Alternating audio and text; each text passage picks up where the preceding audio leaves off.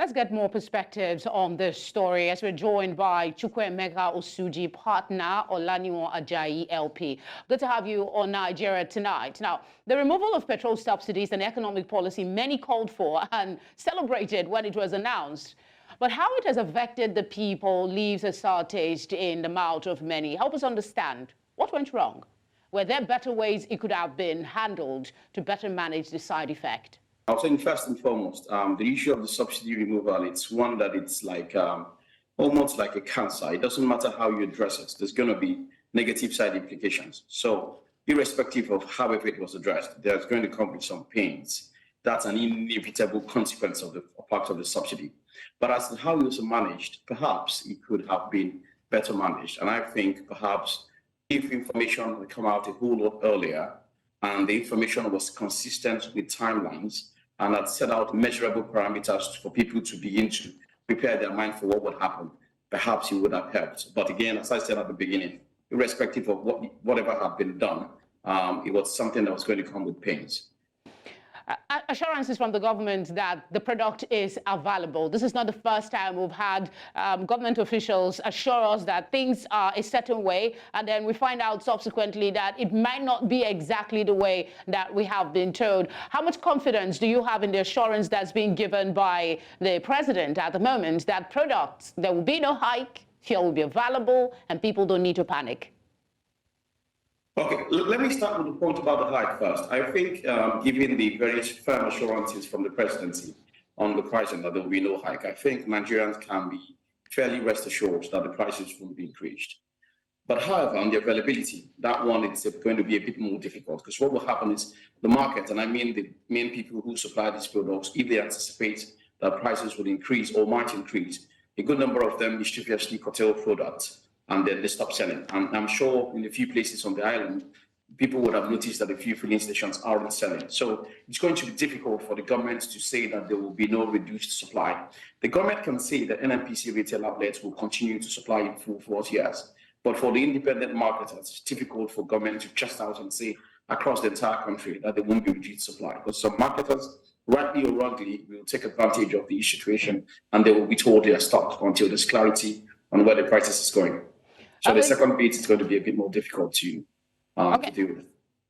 Okay, I'm sorry, I keep interrupting you. I wanted to ask you about the comparison that was given by the special advisor to the president, saying that prices of fuel in Nigeria is relatively low compared to what we have in neighboring countries. If you average that with Nigeria naira, ours is the lowest at about 700 mark, but others have from 1,000 naira upwards. Is that comparison relevant at this time, and why do you think it was important for them to hop on that? Is it some sort of assurance, and is it working in your opinion?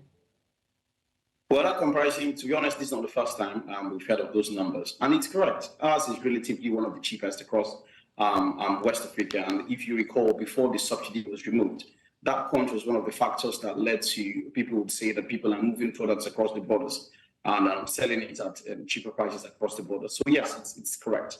But we need to take into consideration, we need to take a 360 degrees view to it. Yes, the prices may be cheaper, but what are the other factors?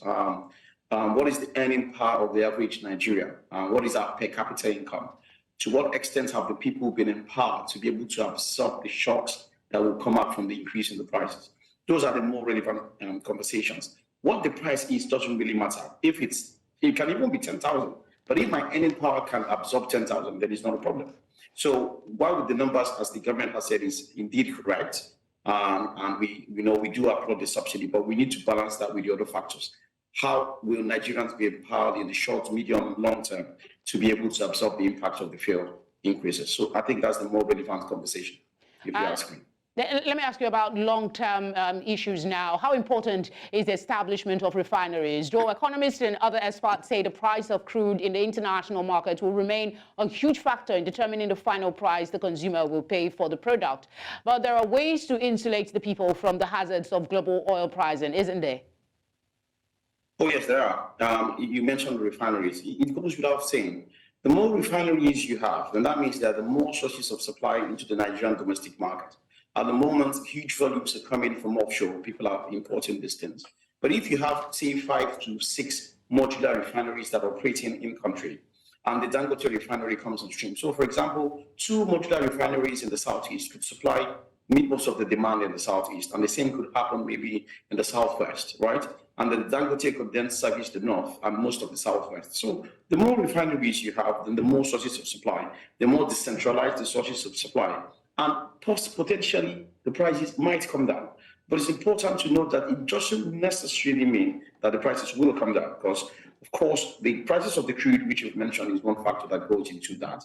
The production costs. So to the extent to which, for example, the naira continues to be devalued and the cost of operating these refineries continues to go up, that will feed into the price you're getting for refined products. So yes, it will help. It will be a further guarantee of supply, but not necessarily a guarantee of reduced costs or pricing for the products that we're getting. All right, Mr. Osuji, thank you very much for your very informed perspective on the subject. Thank you very much.